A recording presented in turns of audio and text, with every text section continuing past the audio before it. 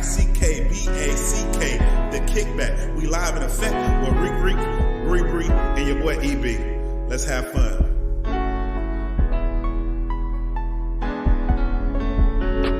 What's good, beautiful people? It's your boy EB, and I'm here with two of my favorite people, Sharika and Sabrina, and you are listening to, hopefully, your favorite podcast, The Kickback. If it's not your favorite, then make it your favorite.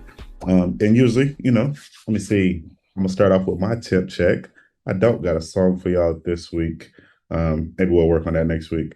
But if I had to put a number on it, just because the mornings be a little nippy, I'm going to go with 74.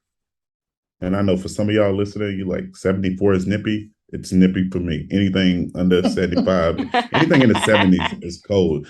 Like 70s is cold, 60 is freezing, 50 is ridiculous, and that's why I'm going to heaven. Oh my goodness. I know some of y'all, I don't like, that's my limit to warm weather is I can't have extreme heat where it's like hot as hell, but like 50, like that's like the opposite of whatever is good.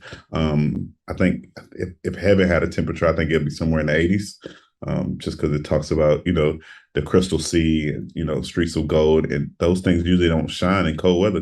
You don't hear about gold. Like you don't hear people mining in Antarctica for gold. Like you don't hear that. It's not in Greenland. Like you don't say like where they was at. They was on the continent of lovely Africa.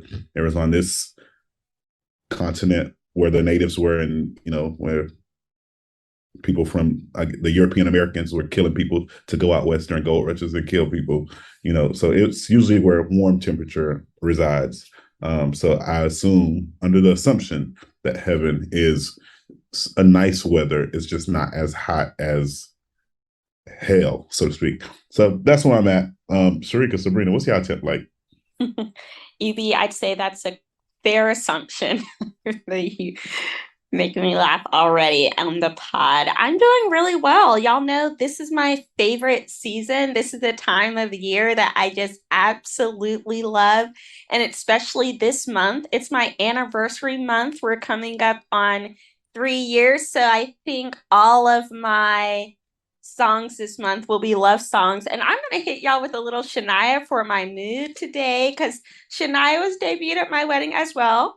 I don't think debut is the right word in that case, but I already used it and I'm not going to edit it out. So you're still the one. That is my vibe today. I always love my husband, but especially in this season, I don't know. I just be looking at him different, like, oh, like reflecting on all the times we had. And she says, look like we made it. Look how far we've come, my baby. We might have took the long way. And y'all, we did.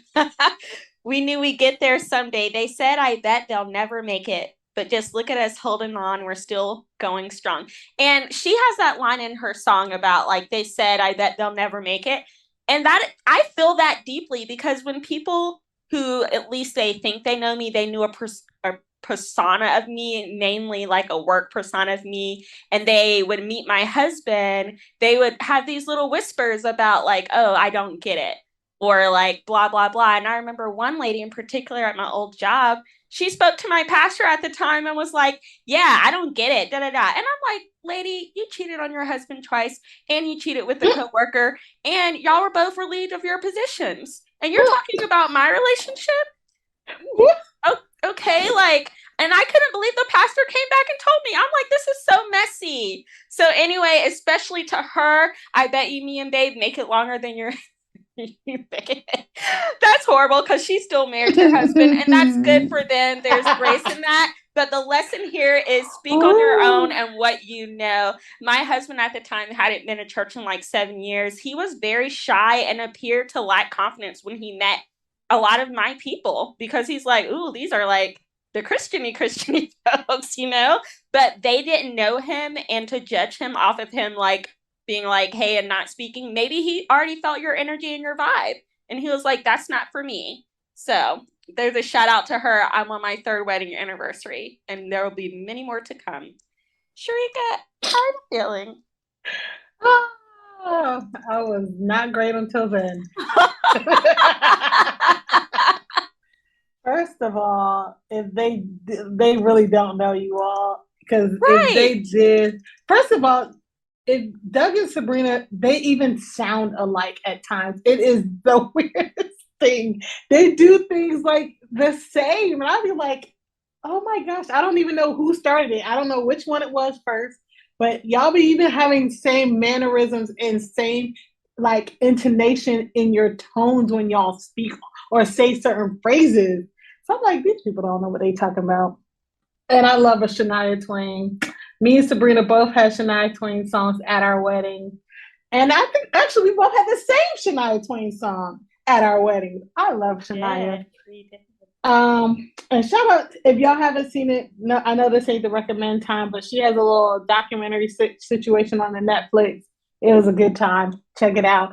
But my temp is I'm going to go with EB 74, but it's a lovely 74 over here. It's not nippy over here. It's nice and it's lovely, and I love a good 74. So that's my temp. My song is Green Pastures by David, I want to say Beloshi. It really just is the 23rd Psalm. But that's just where I'm at right now, just focusing on God's goodness and walking in green pastures with the Lord. So that is my temp. That is my song. So that is where I'm at. Love to hear it, friend.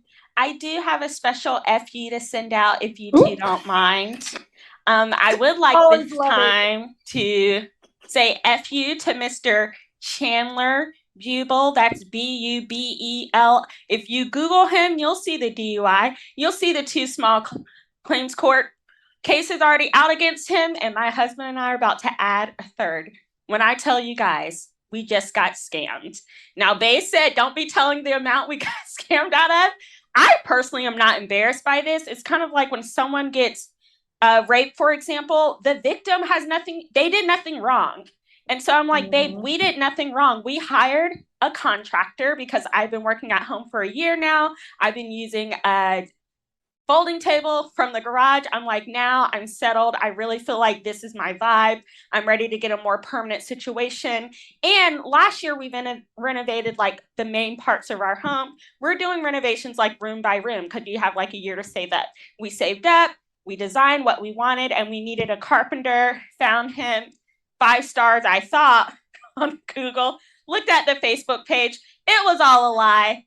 You guys, why did he come and do not even half the work? Like, part of the things he was supposed to do was move 2 outlets. Why didn't he just move the plate onto a blank wall? But I didn't realize it until after he left. I did not realize it because I'm working from home. He's working. And when I be working from home, sometimes, yeah, there are lies, but sometimes I'm like legit like working. I'm in meetings. I'm engaged. I'm trusting you to do your job. And this is where I messed up. But you live, you learn. Halfway through the job, he's like, oh, I need more materials, but we already gave you the deposit, sir. That's supposed to be for the materials. But I'm home alone with this man in my house. I text my husband like, hey, he's asking for the rest of the money. Doug's like, okay, just send it to him because he said he's going to run it Home Depot. He was never going to run it back to our house. And after he left, I found out the work he did do wasn't even up to par. And the electrical work he just didn't do.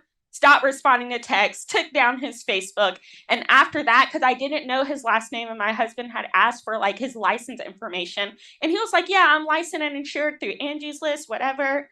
It was all a lie, you guys. I was able to find his last name because he messed up in a voicemail he sent and he had his last name. And we're, filing a police report. We're going to take him to small claims court, all that. But you can't, he's not going to show up, obviously. He's in the win with our money. But F you, Chandler. I wish nothing great for you, and I can't wait until you get caught.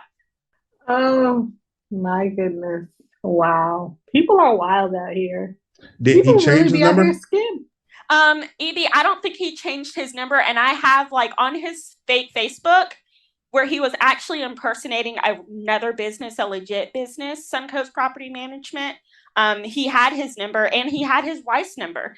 We text him. In the beginning, he was texting us back because Doug was like, when are you going to finish the work, And he was like, oh, it was just the runaround. And then when Doug discovered that he lied about, he didn't even do the electrical work, Doug was like, you need to refund us all of our money now. That's when he got ghosted and deleted the page and all that. But we've talked to the cops. And then the two claims against him are for the same thing. So the only thing that makes me feel good is this is not like a special thing he did to just as this is his scam. And I knew something was fishy because after I gave him the rest of the money, instead of just being in the office working, he started talking to me as I'm working. I remember I was messaging my husband on Snapchat, like, listen to his story. He started telling me his life story, like, oh, my dad was this and that, and I saw people get killed. And I was like, babe, I'm very uncomfortable. Why is he talking to me and not doing the job? And the story he's telling is not positive.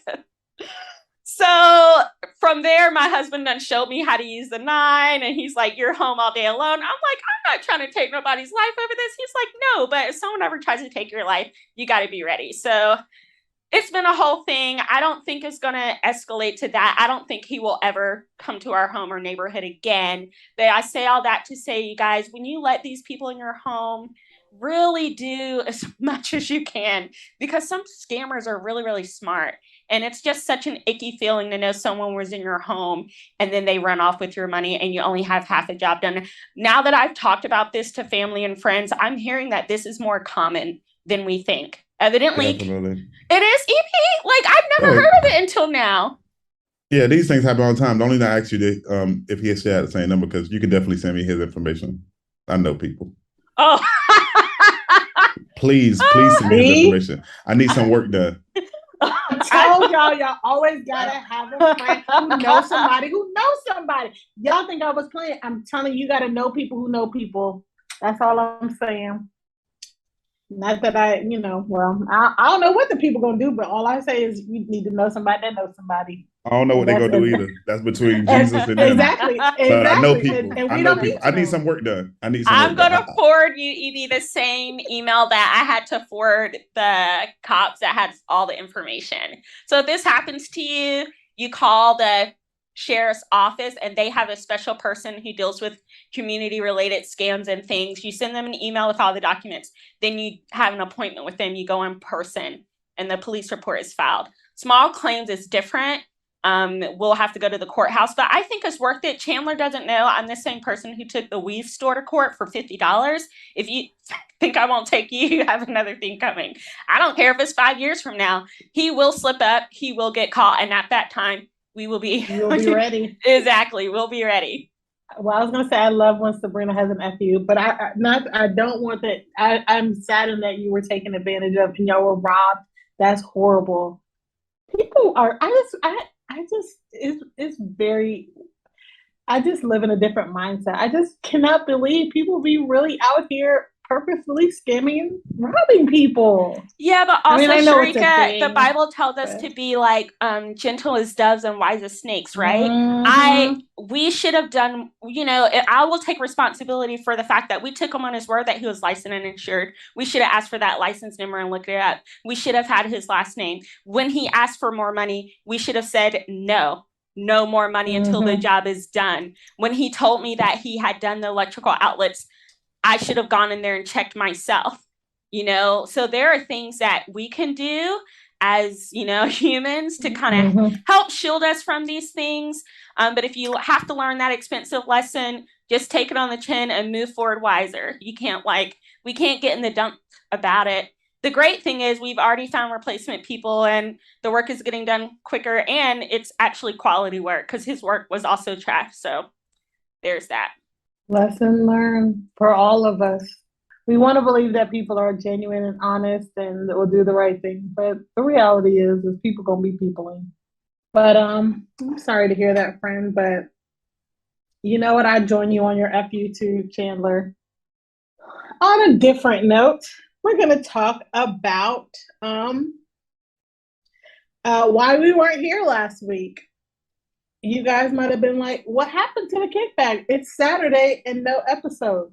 Well, if you don't live in the state of Florida and you forgot that maybe we live in the state of Florida, we was in the middle of or dealing with or processing or recovering from a hurricane last week in our area. Now the hurricane hit different areas at different times, but roughly early Thursday morning or late Wednesday night, whatever you might want to say,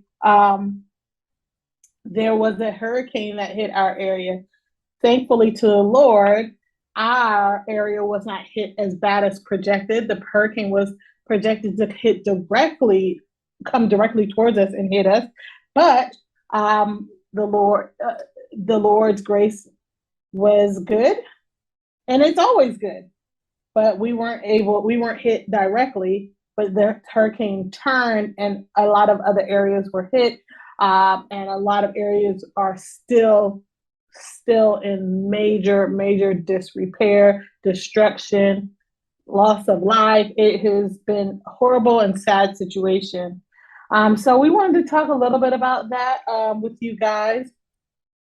So I want to ask Sabrina and EB. EB has been in Florida the longest. I have not lived in Florida all my life, and I haven't really. Have you all had to deal with any natural disasters, whether hurricanes, earthquakes, anything like that? Have you all experienced that? I will start. I have not really had any major natural disasters that have affected me or where I have lived. When I was in Virginia in college, I believe it was a hurricane that hit nearby where I was, but we just had a little bit of power outage. Pretty much what was experienced here. I didn't have a lot of issues. The gas was running out. Power was out in a lot of stores, so you couldn't really go a lot of places.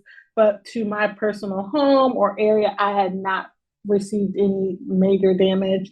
And to this day, the same. So I have not really experienced personally the devastation of natural disasters. How about you guys? Yeah, so being born and raised in Florida, definitely experienced hurricanes. That would be probably the most, well, definitely the most common. I won't say probably. Hurricanes is definitely the most common. Oh, I'm sorry, natural disaster that I experienced. And I've been around a tornado before, and I say around like in passing. So it happened to be on the highway when one had touched down on 95 through parts of, I guess you could say, the east coast of Florida. And then it was on the ground not that long and saw it happen, and then heard about the destruction, but never Wow. like was inside of a house with one or whatnot. So, and then if you count like floodings and stuff like that, experience that. Mm-hmm.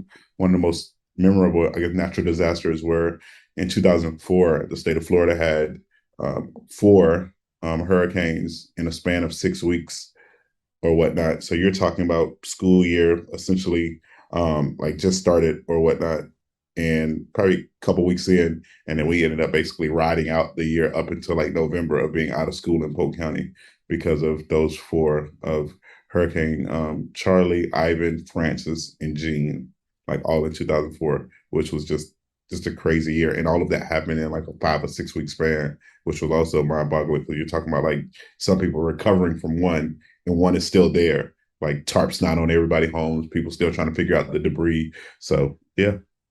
Wow, that's crazy. That is Just wild. hit back to back. I can't even imagine.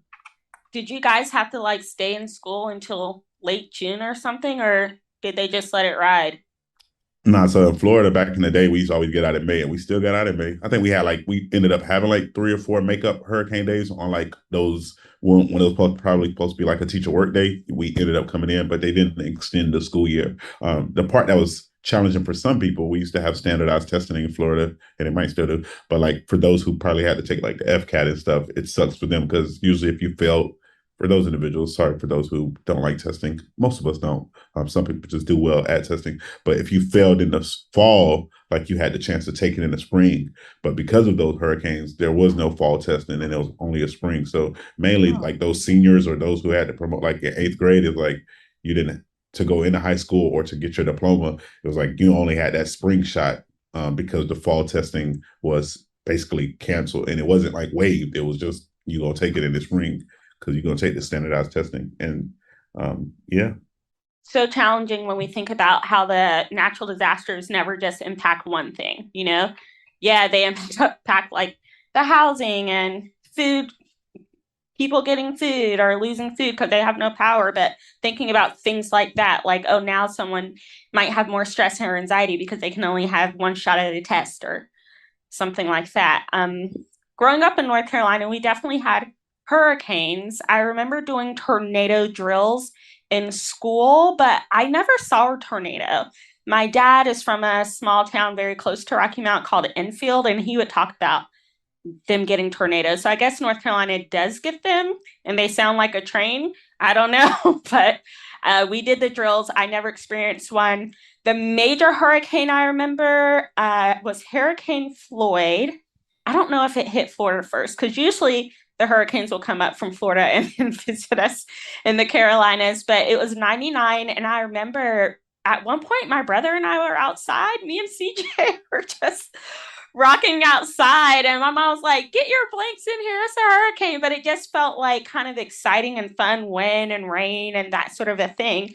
And we went to bed, but the next day, because the neighborhood I grew up in was right on a river, the next day when we went to the bottom of the neighborhood, all you could see were roofs. All the houses that were like on that back bottom were just underwater.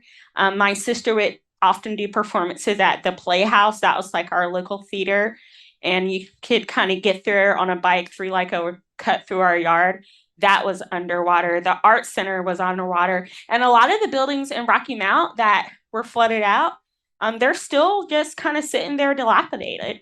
So Rocky Mount is at one point was the ninth most impoverished city in America. So I don't know if it's because Rocky Mount just doesn't have the funds, but it's kind of sad. Like the ghost of Hurricane Floyd is still there when you see certain buildings and areas that they never knocked down. That is sad when you see like I can't imagine just waking up and just seeing roofs and everything being underwater. Like I just the pictures that I've seen online and just having to like imagining looking out my window or or walking down my stairs and there's like 5 feet of water or whatever it is. Like I can't imagine how devastating that would be for to just that be your reality and to see all of your things, all of your I mean, and we know that things are everything, but your sentimental things, your mementos, your whether it's your wedding album or especially before digital things that you when it was lost, it was like it was lost and that was it.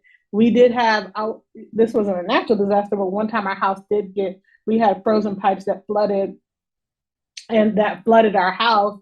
And I remember my parents being, sad that a lot of their wedding or a lot of the albums and things like that, obviously it wasn't digital back when I was a kid. And, once it was gone, it was gone. And, you couldn't really replace those moments or when you have loved ones that are no longer with you and you have things that mean a lot to you from them that are gone now or so yeah, just that is just so sad to see. And especially when and then now you're dealing with insurance companies, which is also another scam to be honest. And people aren't really you can't recoup what is really gone. You're not gonna get the value for whatever. And people are really struggling and some people cannot bounce back or recover from the loss. So it is very sad.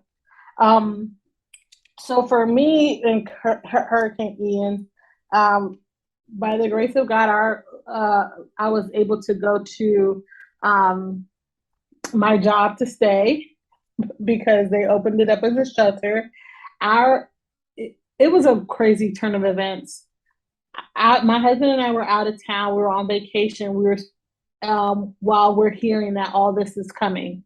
So we are supposed to come back on Monday, and the hurricane is supposed to be Wednesday. That's when it was rumored to hit our area.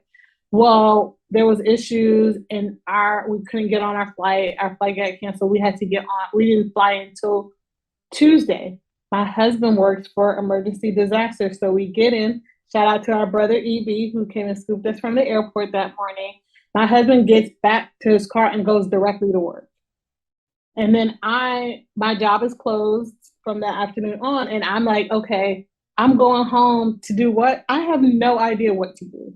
I don't know how to prepare for a hurricane. Like I said, I've never really had one, and I've never had a property that I needed to care for in a hurricane. Like I've always rented every place. This is the first house that belongs to me, and I don't know what to do, and I don't know how to be prepared. And my husband's gone. I'm like, well, Lord, okay, we got a few hours before this thing's supposed to hit. I went to the grocery store. I got like 2 bags of randomness because I just didn't even know what to do. I got chips. I got candy. I don't know. And mind you, we live in a house that really does not have non-perishables. Like because we are quote unquote supposed to be healthy. So we really only have food that you can cook. So I'm like, I don't even have any food. I don't have nothing in the can. I don't, and I didn't even, I just was so out of it because we just of all the travel and I didn't know what was going on. So I came home. My husband gets home that night. He's like, well, did you get this? Did you get that? I'm like, no, I didn't. I didn't know what to do. So then, the hurricane, I go to work the next day and stay there because just in case, because we don't have a generator. We don't have, if the power goes out, or if anything happens, I didn't want to be at home by myself because I knew my husband would most likely be working. So I was just like, let me go to work. So at least if something happens, I'm not by myself. And also, um, they have a generator, they have hurricane windows. And I just was like, Laura, I'm gonna just have to leave my house in your hands because I don't know what to do. And I'm not prepared to do anything.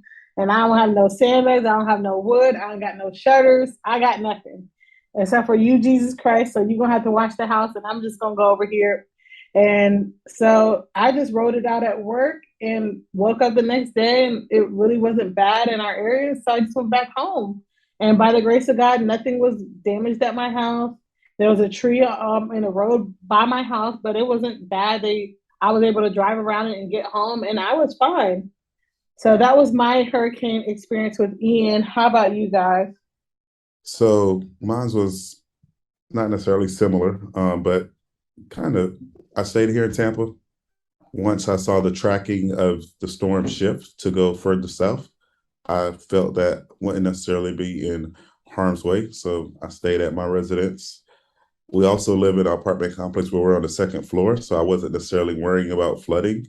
And it's also like not crazy old, but it's an older building because it's still on like concrete. Like it's made up like it's blocked. So it was like it ain't not saying it can't get damaged, but it was no worries at the time for me as far as what could happen. No major trees near the apartment complex. Thought about the vehicle a few times, but I'm like, if it falls on the vehicle, that's what you got insurance for. Now for my white vehicle, I was like, that's why we got insurance. Slash, we'll have to figure something out.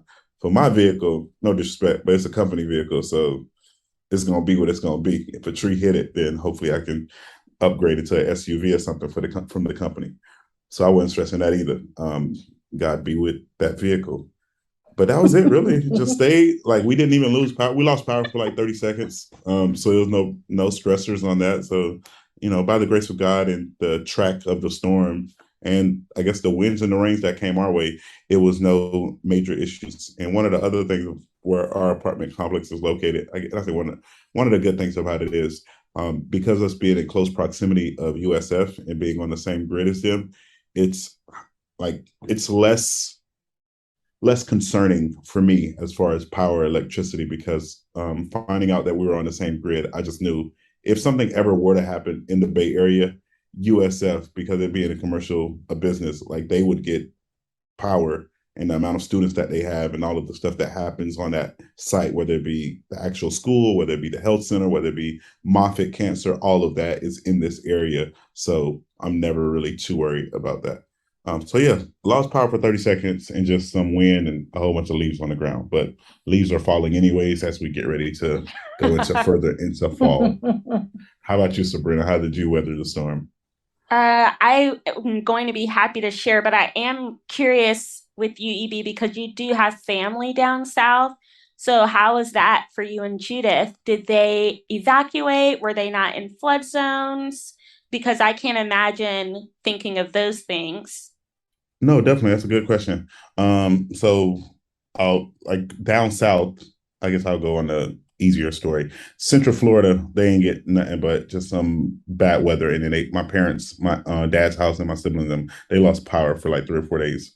But down south, where my in-laws reside, my wife's parents and siblings, they had some flooding, minor flooding within the house. They got it out all the next day, so that was a positive. They like literally just mopped it out and had a whole bunch of towels and stuff to get it out. They were in, I guess, Zone B, but Zone B wasn't supposed to evacuate until, or it didn't get asked to evacuate until literally the day of that night going into the storm. So it was just little to no time. My mother-in-law, she stayed at work because she just didn't want to take no chances on the road. And then just knowing that some places were already out of power because of just those wind bands and rain that was already hitting part of the area. Me and my wife told her, just ride it out at the job. At least you're there with other people, and you're trying to drive in the rain. You don't know what's going to happen. Like, just don't take those chances. And then father-in-law and brother-in-laws, they just wrote it out at the house and had like trees were down at their house, no power for like 4 or 5 days, struggling to just get food and meals because a lot of the places that you would go eat at are closed. And again, they just had some minor flooding. The front patio kind of got, I guess I'll say, destroyed from rain just soaking everything, and then just I don't know. I guess I'll say like that netting that sits around the patio. I don't know what the proper name of it is, but like that netting of like a screen porch, all of that kind of like got destroyed. So yeah, but everybody's safe and they're all good. Oh, that's good to know. And I'm glad y'all were able to connect with them beforehand and be like, hey, what are your plans? So we Yeah, know what's going definitely. on. And oh, that's good.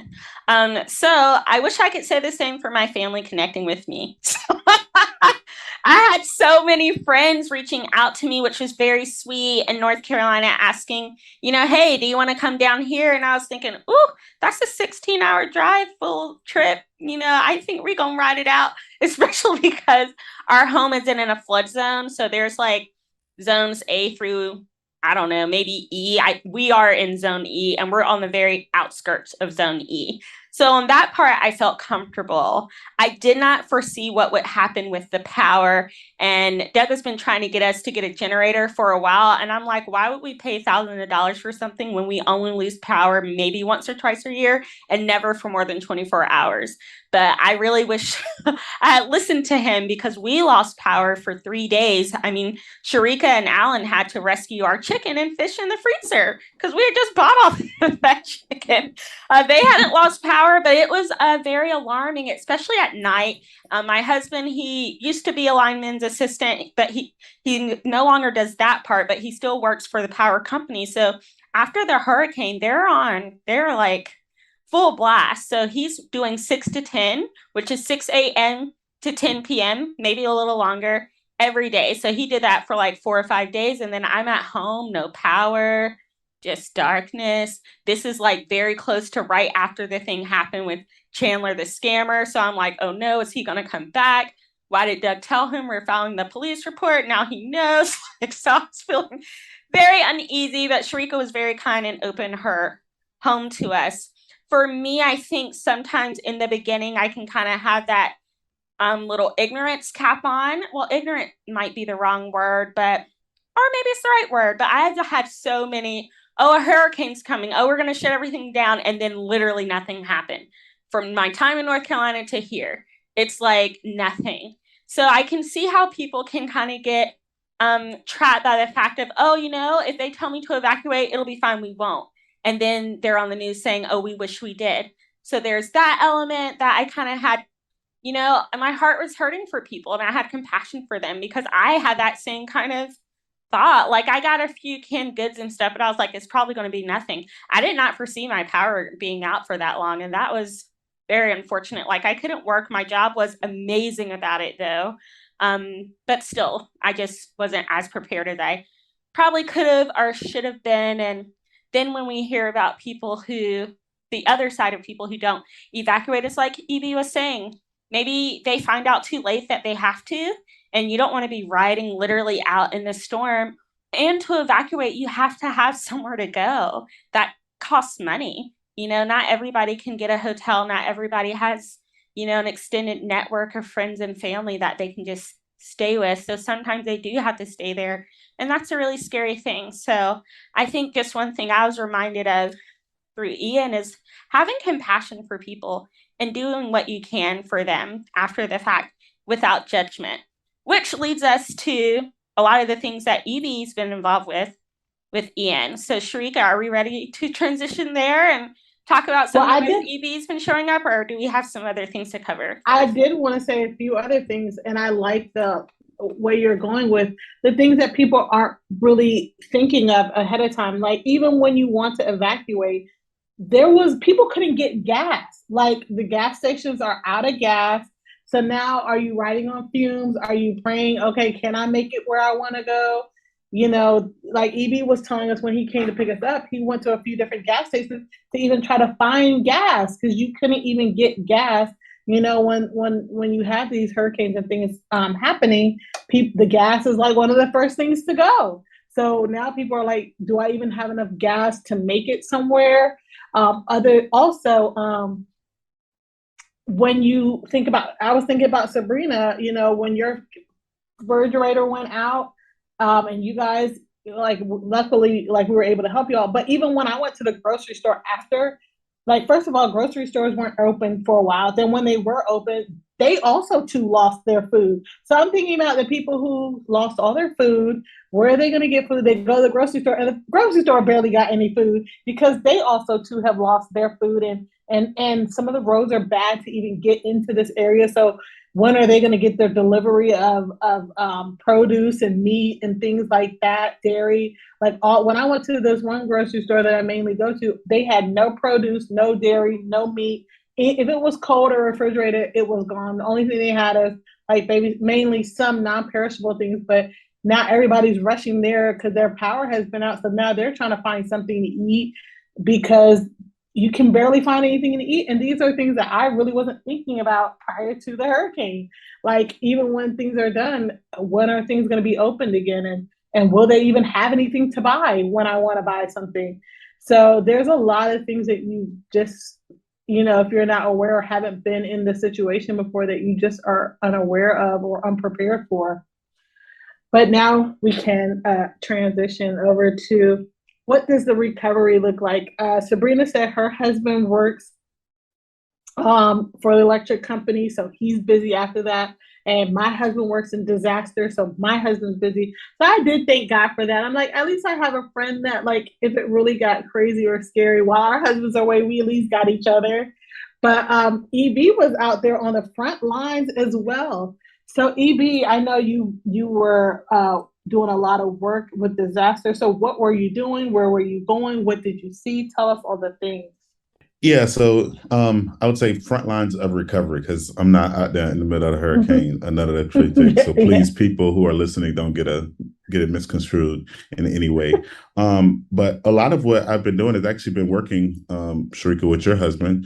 The first few days right after the storm, it was getting a lot of equipment to what we would consider our base camps in Port Charlotte and Fort Myers, and now we just recently set one up in Venice. Of just setting up personnel support units. So that's kind of like bunkhouses for people to be able to sleep in and shower in, getting fuel tankers down there to make sure that, you know, as you talked about having limited gas, but to make sure all of our vehicles are equipped, getting a lot of pallets of water and ice and tarps and gloves and just anything that a person, I guess, would consider daily necessities to do mass feedings and to just help communities as best as possible try to rebuild.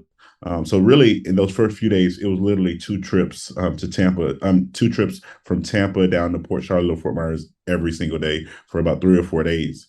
And then it's just been site visits of seeing some of the stuff that we've been doing, like just watching some of our, what we consider canteens. For those of you who might not know what a Salvation Army canteen is, just think of it as like somewhat of like a food truck or a mobile kitchen on wheels of just feeding, that has the capability of feeding anywhere between 1,500 to 3,000 meals a day. And they station up in different areas. And part of those areas, or how those areas are selected, is a team of people who we consider the incident command team, who they communicate with the State Emergency Operations Center, the state EOC, who talks about what are those, I guess you could say, those low income areas within the community. What are those hardest hit areas? What are those areas that might be not accessible for people to get in and out of their communities. How can we position ourselves to make sure they're at least getting a hot lunch and dinner every day with also snacks and stuff? Maybe they need a tarp to cover up their home. Maybe they need some working gloves to try to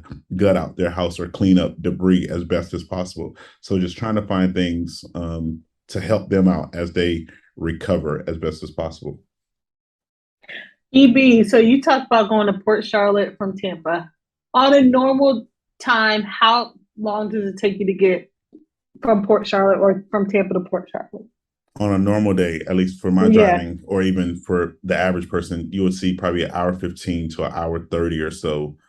Just to give some people references, like usually I'm getting on the interstate anywhere between exit 260 to 270, and Port Charlotte is right off of, at least where a lot of the stuff is positioned at, is right off of exit 170. So you're talking about a 100-mile or so stretch of just the interstate. So how long in the disaster, like what were the roads like? How long does it take you now in the middle of this disaster to get to Port Charlotte? In the quickest time, it has been about, well, I'll give you three different times. The quickest time it was about an hour and 40 or so minutes to 2 hours. And that was because we had state troopers, a police escort. So watching us go through traffic, which was just fascinating. Shout out to, I don't even know if he listens to the podcast, but I'll shout him out anyways, because some people who do listen might know him. But shout out to Jonathan Howell for, in this case, no, I'm not going to say what I really want to say. I'll say it offline to just my sisters, for doing what he had to do to help things get to where they needed to be. Through just normal days of the way that traffic has been, it was taking anywhere between 3 to 4. On one day, it took about 5.5 after water got onto 75. So got on top of a bridge, meaning the water levels was that high. You're talking anywhere between 15 to 20 feet. So it shut down about 20 miles of Highway 75. So from exit 170 to exit 191, it was shut down for a few times, and you literally just sit in the traffic. And as we talk about gas and stuff like that, there's people who just shutting off their vehicles and just not sure what to do, or not sure what's next, because you don't even know when next time you're gonna get gas, especially with those areas where it's still limited on gas or whatnot.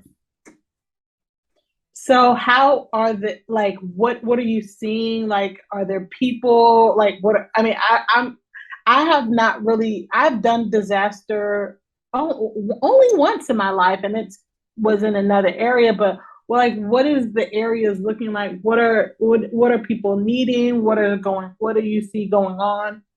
Yeah, so I've had the privilege of being in Venice, Fort Myers, and Port Charlotte. I'm trying to make my way to Naples, hopefully, either over the weekend or early next week, to check on people who we consider family, and Ben and Annie and some others who we know down there. But just seeing images, you see still water is still just, I guess you could say, rising, or it's just there. You still have trees, of course, on the ground, on highways, on streets where places become inaccessible to just a normal vehicle. So you're talking about just being stationary in one spot and going around on foot, because there's no way, or getting on like a Polaris, like a four-wheeler type vehicle, ATV, to get to where you need to go. You see homes destroyed. You see roofs just peeled off, like where you're like, as if somebody just grabbed it like a carpet and just ripped it all off, so to speak. You see street after street after street with just piles of debris, of furniture, of trees just stacked up on the road. And you could just tell that just, whatever has happened there. Now we know it's a hurricane, but if you just didn't know what a hurricane was, you're just like, whatever it is, it's a big mess. But you also see not only the Salvation Army, but you just see countless agencies, countless churches, countless people who just love on people who love this type of work, who knows how to respond for their fellow brothers and sisters, is coming to their aid. Now, granted, some people are contracted and they're getting bread and they're getting paid, and they got to pay their bills. But part of their job is to help communities get back to where they were pre this storm. So you see a lot of signs of people saying, Florida strong. So just these group of people coming together and just saying, we're here to help you. Even as we talked about me trying to get to Naples, hearing one of our friends and Ben Bridges say, we'll be here as long as we're needed. Like, we don't plan on leaving. And they just got done with recovering from Irma, which took about 3 or 4 years of, I guess you could say, rebuilding after all the I guess you could say contracting companies were gone, the roofing companies, the cleanup companies, the restoration companies, the tree companies. After all, they were gone a few months after, the Salvation Army was still there making stuff happen after Irma. So I can see that part of Southwest Florida will be part of rebuilding for the next, at best, 5 or 6 years. For Yeah. sure. And one thing I can say about the Salvation Army, they're gonna ring the bells at Christmas and they're gonna be there in the time of disaster. Because even when I was a kid in Mhm. Hurricane Floyd, it was a canteen in our neighborhood. You know, I was so young and I think that was I probably knew the army as my church maybe for a year because I was very young, but we were out there at the canteen getting the food. Even when my house burned down, which is not like a natural disaster, the Salvation Army gave us furniture for the free. I was like, okay, period. So shout out to the Salvation Army doing the most good. I remember when I went on disaster, just something just that I didn't, the trees were all leaning one way. I mean, they weren't like laying down. It was just the trees were all just like leaning a direction. And I was just like looking at like just creation and seeing like what a disaster like the whole earth like is really like the whole, how it really affects the earth and how the earth just like it's just the wildest thing if you've never like just if you've never really seen the devastation and just like it's really unexplainable and it's just things that you just I've never experienced in any other way before and it's just so sad to see like not just like the houses and people and the man-made thing but even just how the earth has is like almost shifted and how the earth is affected it's just crazy it is a disaster all the way around so EB I don't know if you know this off the top of your head or not but if someone is like, you know what, I want to help, or where can I go, or what can I send, or do you have any information like that?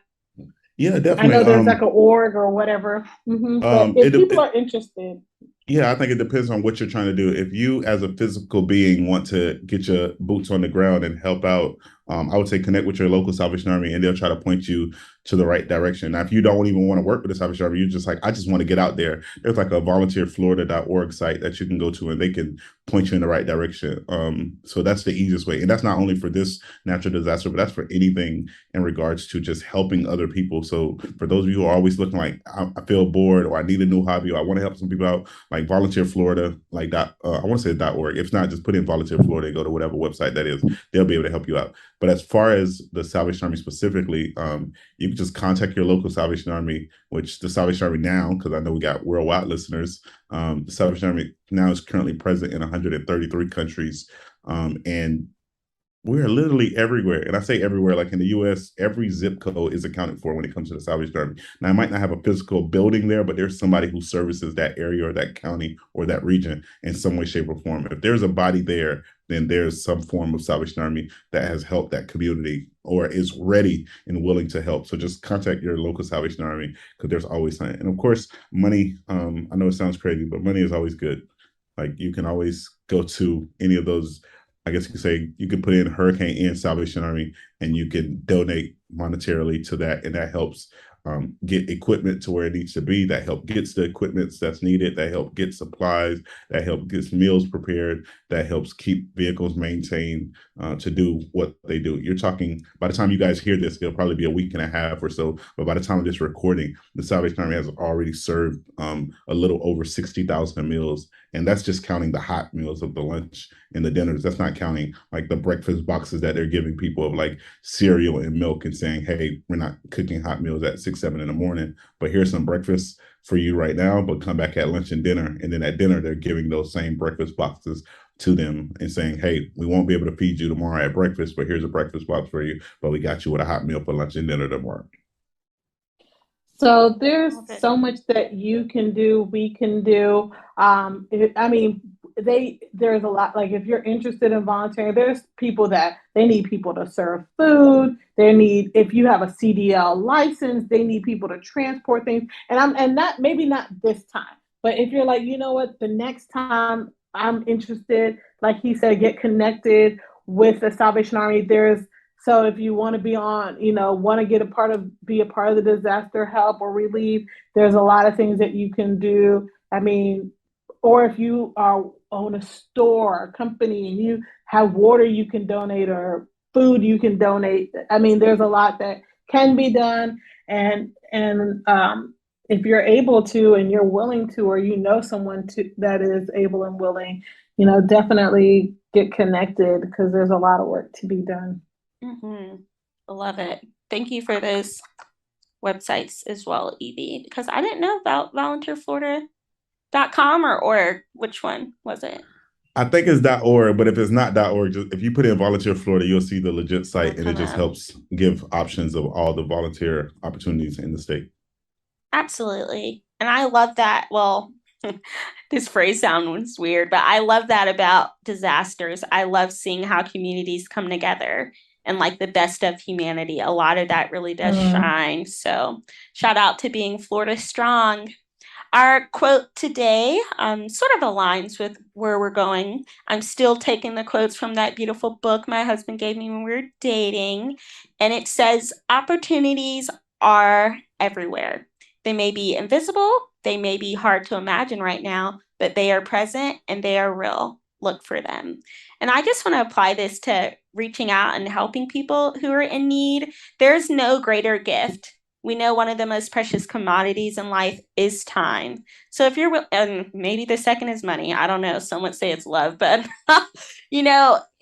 we're talking about this. You can see it on the news. You can Google it. Find a way to help. If everybody could find at least one way to help, it might be hard. You might be unsure, but just find that opportunity. EB, what are you expounding on today? I am expounding on oh Lord, please don't say YE. God darn, the one, the only. Lord. And y'all know how much if you've listened to this podcast, Lord, he gonna if say you it. know this podcast, if you know me, if you know us, you know that this name comes up often on the podcast. It's not like every day come up, but it comes up. And I don't even want to do it because if you know me, like I really like this guy. But he just continues to just do things that I'm just like, I love you because Jesus told me to love you. But I don't like what you do. Or I don't like what you do sometimes. Let me say that because I got to be honest with myself about this person. But it's a 45-year-old man who was born in Atlanta, Georgia, to a lady by the name of Donda. He was raised in Chicago, and most people know him by his 45. Most people know him by his birth name of Kanye West, but for others, you might just call him Ye. And depending on who you are today, you might call him Uncle Tom. Because this man is different. He was with the one and the only Candace Owens, rocking a White Lives Matter shirt. Now, in his defense, and some right now are thinking like, how do you defend this? I'm not defending him wearing it. I am defending, it's funny how he wears the White Lives Matter shirt, and those who are applauding his White Lives Matter shirt is not saying all lives matter or blue lives matter. So really, that's what I'm expounding on. I don't agree with him wearing it. It is what it is, but he already wore it. It is what he's getting the attention that he wants. But those who've seen the Black Lives Matter shirts, they would definitely say that's not a thing. Nothing is going wrong. Blah, blah, blah, blah, blah, blah, blah. It's all lives matter or it's blue lives matter. But when he said White Lives Matter and Candace Owens was with him with White Lives Matter, I didn't see Fox News or any of these. I don't like calling them right wing because I know people associate right with Christian and right with being right. No, I didn't see certain individuals say all lives matter or blue lives matter when he wore that. So for me, that continues to show me that we as a country are still divided and will continue to be divided, and people will continue to diminish and degrade. I would say the journey of people of African descent on this land. Because it would have been great, and you would have saw maybe an applause from me if they were consistent and says Kanye and Candace Owens are disrespectful or if they would have just came out and said Blue Lives Matter against those White Lives Matter. But they're showing you exactly what they want to show you, and that's if it ain't white, it ain't right. They showing you what he said. White lives matter.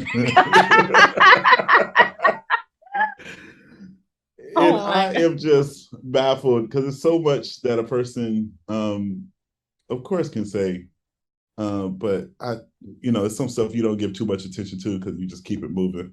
And Kanye will be Kanye, and I'm confident.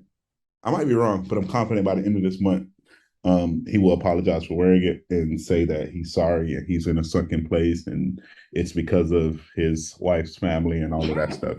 Because that's what he do with all his issues and all his craziness. He never, I ain't gonna say never, because he has like once or twice. He typically does not own up to his decision-making skills and his abilities. But Lord bless him and Candace Owens. That sunken place. Oh my God. But he does, Sharika. Anytime he has an issue with his ex-wife, it's suddenly he Black again. And we need to be there for him. Or anytime Gap uses his design or Adidas did something, okay, Black people boycott. But it's White Lives Matter, yay. Okay. Now, he did kind of double back and say something to the effect of what I joked with EB, which is like, we do live in a society where that is the message. But even then, Kanye, this isn't funny. It's not for play. Someone on Instagram said it perfectly. They said, we don't need a reminder of the worth of white lives. America is a shrine to the worth of white people. This message is reactionary to the message affirming the worth of Black lives, which has never been worth anything in America. And its intent is a white supremacist notion because it posits that we can't have a conversation about the worth of Black people without having a conversation about the worth of white people, which is effing insane. The notion that it always has to be about white people in America is incredibly frustrating, emotionally draining, and the whole problem. But here's Kanye apparently centering that notion. And I agree with their comment. Whatever way he's trying to take it, it's like, Kanye, really? Really? But okay. But all he has to do is make one more little Jesus bop and then we'll all forgive him. But it's like, really, Kanye? We're tired. We're tired. Okay. Evie, did you see Diddy on the Breakfast Club? I see that he was on there, but I have not watched the interview yet. But I did see a little clip of him saying how he was trying to defend it, but I ain't listening to Diddy about much. He wasn't defending it. I thought actually what he had to say was good. He was basically saying, in the defense, he was just saying he loves Kanye and he likes him as a person. And I think that's the thing. But he's like, but this is not the time for this. He's like, he said, basically he was saying like, if your house, if you have damage or something's going on at your house, you're not running to the neighbor's house and being like, hey, y'all okay over here? No, you go to your house because there's issues going on. He said right now, it's about we need to focus on the Black people because we're in need right now. It's not time to be focusing on we're not worried about their white lives. They can worry about themselves. Essentially. But anyway, so he really wasn't defending him. But the only reason why I brought that interview up is because he mistakenly called Candace Owens Karen Owens. And he was like, you know what? And they were like, you mean Candace Owens? He was like, you know what? No, it's Karen Owens. Yeah, that's the thing. Like, if he had done that without her, it would have been annoying, but maybe he could have gotten away with me and been like, I'm making a statement of this is how our culture treats us. But because he had her, I know that wasn't the heart of it. Yeah. I just know it wasn't. And I don't care what he says, or now he's sharing texts from his dad where his dad is like, yeah, I thought it was hilarious and great. Like, no, Kanye. No. Yeah. So basically, I mean, I'm sure they probably only clipped the part where it sounded like he was defending him, but if you listen to it, it was not really in defense of Kanye. He was just really talking about the plight of Black people and how we're in a state of emergency. Black people are being killed, as all the things. And he was like, this ain't the time for this. We need to really be rallying and focusing our resources on saving our people and not with these. I don't care what the reasoning you got the white lives on is. That ain't the time, and this ain't right. But I was just laughing at the Karen Karen Owens part and just like he was like, you know what? She is Karen Owens from now on. That's what she really is a Karen Owens, not no. He said Candace sounds too black. I said, oh my gosh. This man. Yeah, I'm gonna check it out though. I need Pup to if he's all about black people, to go ahead and pay Mace because we want to be out of the group they chat. talked about that. He talked too. about that. He talked about that too. He talked about that. He said he don't owe nobody no money. He said actually Mace owes him $3 million because he gave him a upfront for the next album that never dropped.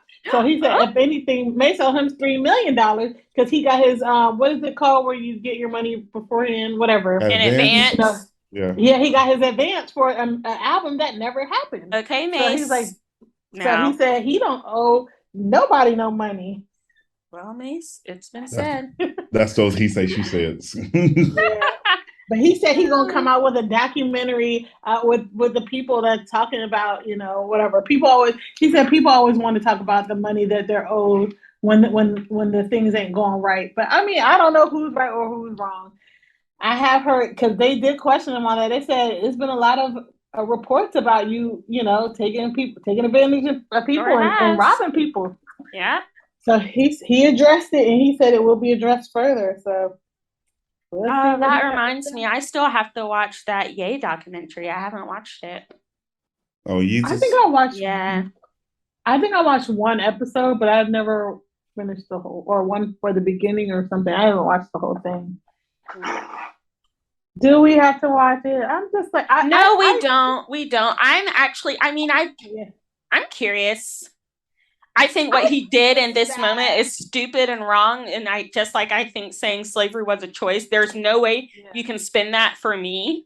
But also, I'm not somebody like, well, maybe he might profit if I watch it. But I have never purchased a Kanye album. Like, I've never gone to a Kanye. I am not one of the people who thought I've never been interested in buying those expensive sneakers.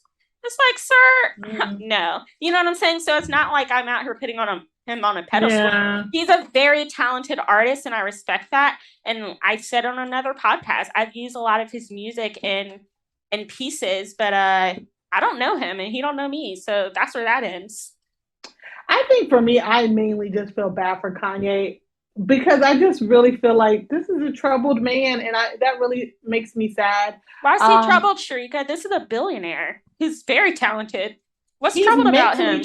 He's mentally troubled. He's emotionally troubled. He is a troubled man. Like, I'm not talking about what we can buy. I'm talking about the things that we can't buy. That man is troubled. I know. What I'm saying is he can get done in life what he needs to get done. He is not an idiot.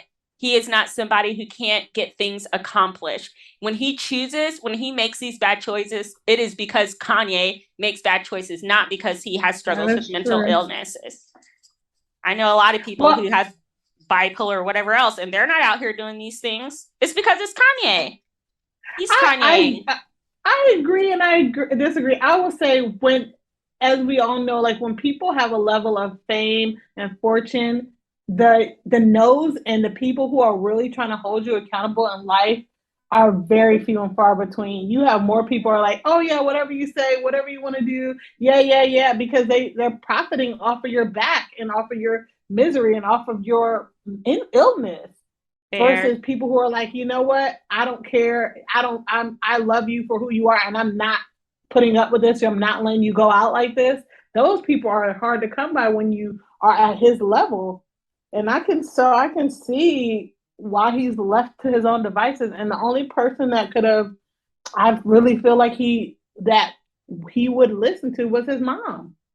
Thanks. But at some point, he has to be responsible for his behavior. Whether he's medicated or not, that is also his responsibility. But I do sympathize and understand that when you're not in your right space, that is a hard thing to really get a hold of.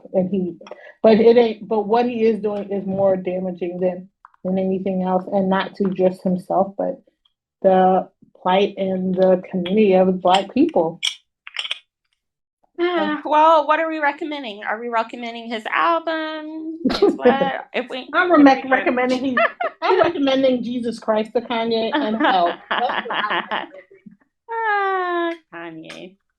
What are you seriously I'm recommending? recommending. I was just about to tell you really what I'm recommending. Y'all, I love a good time. I love a good story. As I was home during the hurricane, I started watching this show on Netflix called The Big Day, and it is about weddings, but it's Aww. focused on Indian weddings, and some of it was like interracial, like a lot of Indian people marrying other people or just in their own culture. But it was very interesting. I love a wedding. I love a good time, so I love that. But just to see the culture of someone else and just see the things that they do and the reasonings and the meaning behind why they do the things that they do, and just the celebration in their culture for days and different events and the different things that they do. It was very interesting, and a lot of it was very beautiful. Even though it's not my religion and not my culture, I found a lot of beauty and a lot of interest in it. So I'm recommending The Big Day So on is it Netflix. just about their wedding day or about What it's about? Well, it's like kind of like it's like it showed like different couples, their relationship, how they got together. Just kind of walking through up to the big day and the things that they do and the things they have to do. Like one was about this couple. One guy was a Catholic. One lady was the Indian lady was Indian, and the Catholic Church wouldn't let them get married. They went there for months, and they had to meet there once a month for months for the Catholic Church to let them get married. And then that's like right before their wedding, they were like, "Nah, we're not letting you do that." So it's just like there's different couples stories and what leads them up to their big day and how they celebrate their marriage and love and life together and their families and how family plays a role in all that. That was interesting. I absolutely love it. The Big Day. Got it. I'm recommending a fall activity, you guys. So this isn't like a website or a book that you can buy or should read, but really get outside. Go to a pumpkin patch, even if you live in Florida and it's 85 degrees. Go do that with some friends, or get a pumpkin and carve it, or learn how to make a new cider or special version of hot chocolate. I just feel like life goes by so fast and we get in our little routines and we kind of get settled and stuck, but switch it up a little bit. Enjoy life and make a new memory with your loved ones. You won't regret it, especially if it's something fall, because it's the best season of all. Evie, what you got? I have a book for y'all. Um, so it's always good to just read, but it's called Uncomfortable: The Awkward and Essential Challenge of Christian Community. And it's just, I think it's helpful. Not helpful to read a book. It is helpful to read books, but not specifically this one helpful. But I think sometimes we have these fantasies of what your church should be. But sometimes you want your church to be something and you're not that.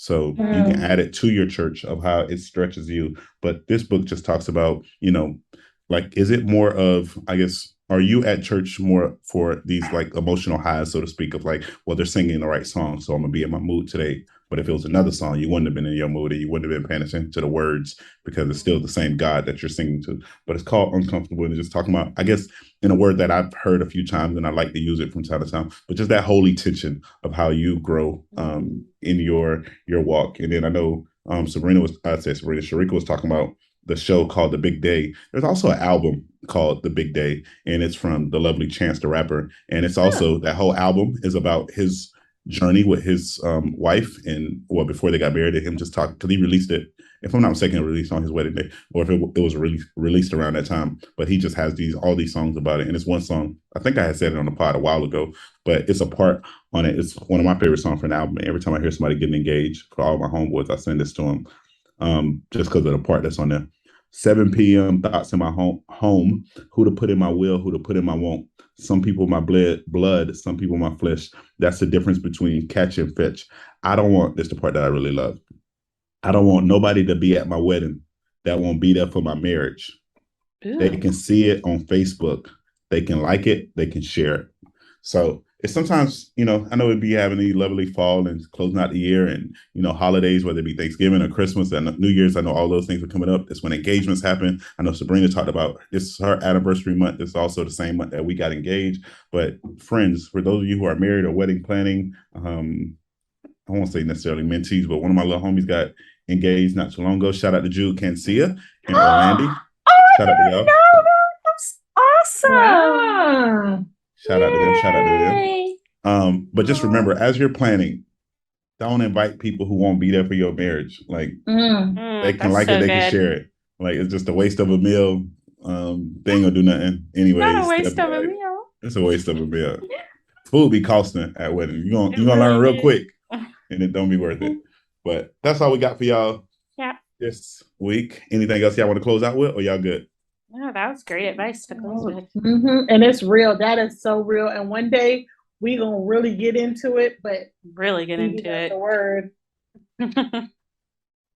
If you can help anybody, whether it be people who are suffering the impacts of a natural disaster, or maybe it's somebody in your circle or somebody in your church or somebody at your workplace who you know going through it, I can tell you that something that is typically, not always, but typically, I guess a help is just being present. Like we call it the ministry of presence, just by showing up and listening. That sometimes does a great deal. Like just know that you don't always have to have all the answers to all the problems that your friends and family might come to you with. The fact that some of them come to you with some of their challenges and issues, that lets you know that they trust you enough, or they feel like you can help them. Now, of course, if you can help them and it's not straining you physically, mentally, emotionally, spiritually, then hey, by all means, make it happen. But when you start putting yourself in danger, then that's not necessarily helping them, because you're hurting yourself in that. So, life sometimes comes at you fast, and sometimes you can't dodge what it throws at you. So as always, if life tries to knock you down, make sure you kick back. Until next time.